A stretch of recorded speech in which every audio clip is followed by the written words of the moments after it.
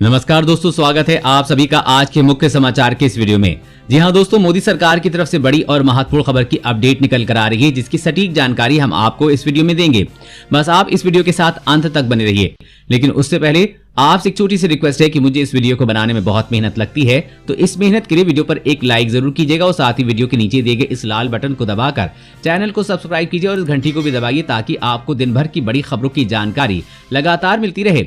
तो चलिए दोस्तों, एक एक करके सभी बड़ी खबरों के बारे में जान लेते हैं। तो दोस्तों, आज की पहली बड़ी खबर की अपडेट की बात करें। अब नहीं लगेगा महंगाई का बिजली का झटका, सरकार ने बिजली की दरें बढ़ाने के प्रस्ताव को किया खारिज। जी हां, महंगाई की मार झेल रहे देश की बिजली उपभोक्ताओं को बड़ी राहत देते हुए सरकार ने 2020-21 के लिए बिजली दरें नहीं बढ़ाने का निर्णय लिया है। इसके अलावा पावर कॉर्पोरेशन के स्लैब में परिवर्तन के प्रस्ताव को भी खारिज कर दिया गया है। आयोग के इस निर्णय से बिजली दरों में किसी भी प्रकार का बदलाव नहीं होगा। दरअसल कोरोना और लॉकडाउन के कारण लोगों को हुई मुश्किल को देखते हुए ये निर्णय राहत देने वाला है। अनुमान लगाया जा रहा है कि सरकार कोरोना काल में हुए नुकसान की भरपाई करने के लिए बिजली दरें बढ़ा सकती है, लेकिन सरकार के इन निर्णय से जनता को राहत मिली है। और अगली बड़ी खबर की बात करें तो एलएसी पे अभी नहीं दिख रहे तनाव कम होने के आसार। पैंगोंग में चीन ने बढ़ाई सैनिकों की गतिविधियां। जी हां, भारत चीन के बीच वास्तविक नियंत्रण रेखा यानी कि एलएसी पे तनाव कम होने के आसार नहीं दिख रहे हैं। चीन की पीपुल्स लिबरेशन आर्मी ने पैंगोंग के उत्तरी तट पर सैनिकों की गतिविधियां बढ़ा दी हैं। इससे तो ये साफ जाहिर होता है कि फिलहाल चीन की योजना पीछे हटने या गतिरोध कम करने की नहीं। आपको बता दें कि आज भारत और चीन के बीच सैन्य कूटनीतिक वार्ता का 7वां दौर चुशूल में शुरू होगा। सैन्य कमांडरों के अनुसार पीएलए ने तैनात फोर्स के मनोबल को बनाए रखने के लिए फिंगर पॉइंट 4 पर पैंगोंग के उत्तर में एक अतिरिक्त ब्रिगेड तैनात की है।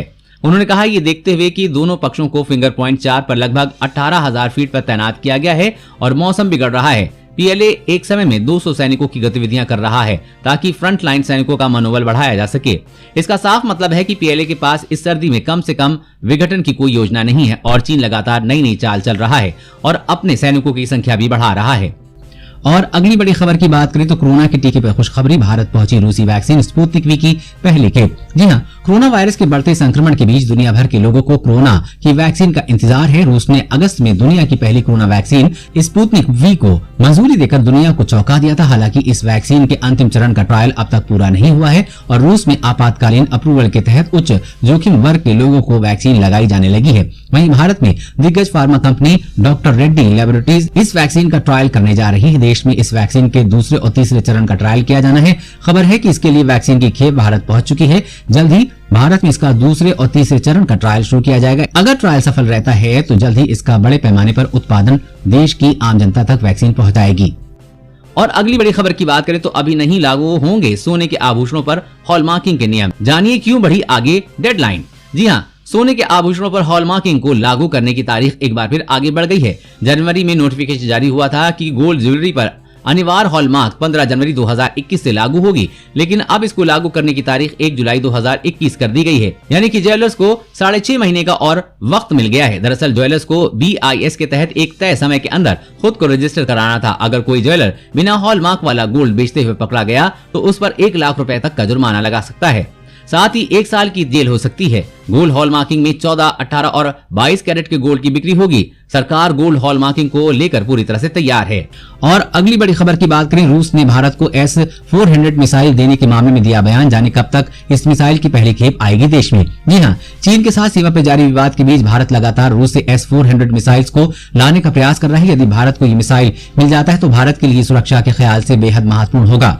बता दें कि ये मिसाइल भारत के पड़ोसी देश चीन के अलावा किसी दूसरे देश के पास नहीं है। इस मिसाइल के होने से लंबी दूरी तक कोई लड़ाकू विमान या फिर मिसाइल हमला नहीं कर सकता है। एक रिपोर्ट की माने तो रूस ने बृहस्पतिवार को कहा कि वो सतह से हवा में मार करने वाली मिसाइल S-400 की भारत को जल्दी आपूर्ति करने के लिए कठोर मेहनत कर रहा है। इस हथियार प्रणाली की पहली खेप की आपूर्ति अगले साल के अंत तक होनी है। इसके अलावा भी भारत रूस के बीच अरबों डॉलर के सौदे पर बात चल रही है, जिससे भारतीय सशस्त्र बलों के लिए 20 युद्धक हेलीकॉप्टर का उत्पादन, साथ ही आधुनिक तकनीक के 7 लाख AK-47 राइफलों के निर्माण के लिए समझौता किया गया है।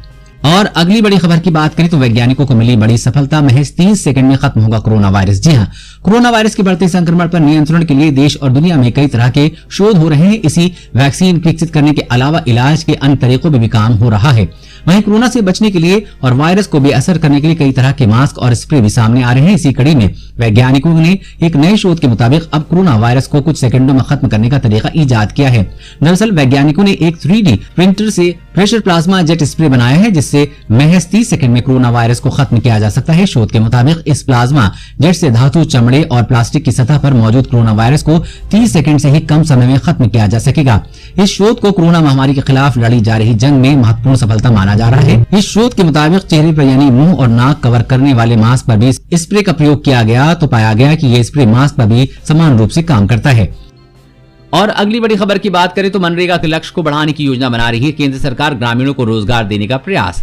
जी हां, भारत के चालू वित्त वर्ष की हालत सबसे ज्यादा मंदी के दौर में है। इसी के चलते केंद्र ने अपने प्रमुख ग्रामीण रोजगार कार्यक्रम महात्मा गांधी राष्ट्रीय ग्रामीण रोजगार गारंटी योजना के तहत किया है, जिसमें हर 5 भारतीयों में से एक का नामांकन किया गया है। इसका लक्ष्य 320 करोड़ दिनों का काम प्रदान करने यह पहले के इस मुकाबले 40 करोड़ अधिक है। यह दुनिया की सबसे बड़ी रोजगार योजना है जिसे कोरोना महामारी के बीच लोगों के लिए पेश किया जा रहा है। इससे भारत के करोड़ों लोगों को सीधा रोजगार मिलेगा, जिससे कोरोना काल में उन्हें किसी भी प्रकार की कोई परेशानी नहीं होगी। साथ ही आपको बताते कि मोदी सरकार ने हाल ही में मनरेगा मजदूरी को भी बढ़ाया है, जिसमें लोगों को अधिक फायदा होगा। और अगली बड़ी खबर की बात करें तो अब 7 दिनों में मिलेगा ड्राइविंग लाइसेंस, नहीं करना पड़ेगा लंबा इंतजार, जानी पूरी प्रक्रिया।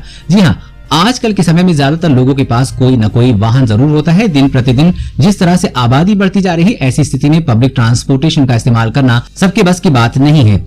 ज्यादातर लोग खुद का ही सफर करना पसंद करते हैं, लेकिन खाली गाड़ी खरीद लेना ही सब कुछ नहीं होता है, क्योंकि उसे चलाने या इस्तेमाल करने के लिए आपको गवर्नमेंट लाइसेंस यानी कि ड्राइविंग लाइसेंस लेना बहुत ही जरूरी है, ताकि आप आराम से अपनी गाड़ी को सड़क पर चला सकें।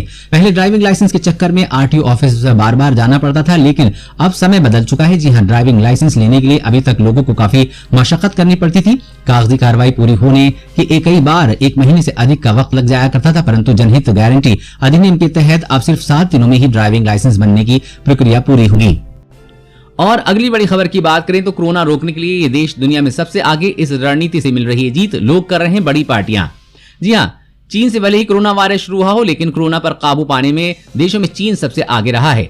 आखिर वो कौन सी रणनीति है जिसकी वजह से दुनिया की सबसे बड़ी आबादी वाला देश वायरस को आगे बढ़ने नहीं दे रहा है? इसका एक जवाब है आक्रामक तरीके से आबादी की कोरोना जांच कराना। चीन के शहर किंगडाओ में हाल ही में कोरोना के कुछ मामले सामने आए थे। अब सरकार ने फैसला किया है कि सिर्फ 5 दिन में पूरे शहर के लोगों की कोरोना जांच की जाए, यानी कि 90 लाख लोगों की जांच 5 दिनों के भीतर की जाएगी। स्थानीय अधिकारियों का कहना है कि किंगडाओ शहर के 5 जिलों की पूरी आबादी की कोरोना जांच 3 दिन में ही पूरी कर ली जाएगी। चीन ने पूरे शहर की कोरोना जांच का फैसला तब लिया जब हाल ही में यहाँ सिर्फ 12 केस सामने आए। बड़ी संख्या में तेजी से लोगों को कोरोना जांच की वजह से चीन में जिंदगी काफी हद तक सामान्य भी होने लगी है। बड़ी बड़ी पार्टियां और अन्य समारोह में लोग भाग ले रहे हैं और ऐसे कई कार्यक्रमों को सरकार प्रोत्साहित भी कर रही ताकि दुनिया में चीन की बेहतर छवि बने। और अगली बड़ी खबर की बात करें तो बंद हो सकता है आपका जीमेल अकाउंट, कंपनी लेने जा रही है बड़ा फैसला। जी हां, जीमेल यूजर्स की बड़ी खबर, गूगल जल्द ही आपका जीमेल अकाउंट बंद कर सकता है। हालांकि आपको ये बात सुनकर काफी अचंभा हो रहा होगा। दरअसल कंपनी अपने यूजर्स के अकाउंट के लिए नई पॉलिसी लागू करने की तैयारी कर रही है, जिसके मुताबिक अगर आप 2 साल से जीमेल, ड्राइव या फोटो को लेकर इनएक्टिव हैं, तो कंपनी अपने उन प्रोडक्ट्स में से आपके कंटेंट को हटा सकती है जिनमें आप इनएक्टिव हैं। खबर के अनुसार कंपनी इन पॉलिसी को अगले साल 1 जून से लागू करेगी। कंपनी के अनुसार नई पॉलिसी उन यूजर्स के अकाउंट्स के लिए है जो या तो इनएक्टिव हैं या किसी जीमेल, ड्राइव पर स्टोरेज कैपेसिटी की सीमा पार कर रहे हैं। और अगली बड़ी खबर की बात करें तो अगर आप भी स्मार्टफोन और नोटों का इस्तेमाल करते हैं तो सावधान हो जाएं, वरना हो सकती है ये बड़ी परेशानी। जी हाँ, कोरोना संक्रमण को रोकने के लिए तमाम उपाय किए जा रहे हैं। सर्दी का मौसम और त्योहारों की सीजन आने से इस महामारी के और ज्यादा बढ़ने के खतरे मंडरा रहे हैं। ऐसे में सरकार लोगों से लगातार विशेष एहतियात बरतने की अपील कर रही है। किस वजह या किस चीज से आप कोरोना की चपेट में आ जाएं, कुछ कहा नहीं जा सकता। एक स्टडी में खुलासा हुआ है कि कोरोना वायरस स्मार्टफोन या अन्य चीजों पर 28 दिन तक एक्टिव रह सकता है।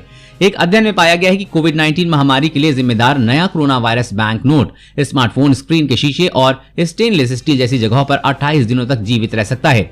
आपको बता दें कि शोध में पाया गया है कि कोरोना वायरस कम तापमान और बिना छेद वाली व चिकनी सतहों पर जैसे शीशा, स्टेनलेस स्टील, प्लास्टिक की शीट पर और चीजों के मुकाबले ज्यादा समय तक जीवित रहता है। और अगली बड़ी खबर की बात करें तो पबजी मोबाइल गेम की भारत में वापसी हुई कंफर्म, स्पेशल गेम होगा लॉन्च। जी हां, करीब 1 महीने बाद पबजी मोबाइल ने भारत में वापसी की पुष्टि कर दी है। पबजी कॉर्पोरेशन ने भारत में पबजी मोबाइल की वापसी का ऐलान कर दिया है। साथ ही कहा कि भारतीय यूजर्स के लिए स्पेशल गेम भी लॉन्च किया जाएगा। खास बात यह है कि नए गेम के लिए पबजी किसी भी चाइनीज कंपनियों से साझेदारी नहीं करने का फैसला ले रहा है।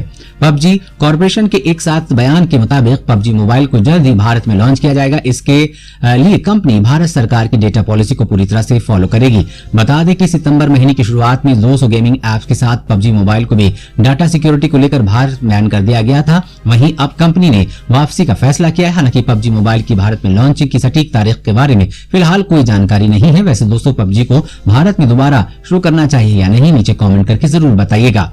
दोस्तों, आज की खबरों में बस इतना ही। इसी तरह हर रोज काम की खबरें जानने के लिए आप हमेशा हमारे साथ जुड़ रहे हैं। हमारे साथ जुड़ने के लिए वीडियो के नीचे दिए गए इस लाल बटन को दबाइए और साथ ही इस घंटी को भी दबाइए ताकि आपको हर खबर की सटीक जानकारी मिल सके।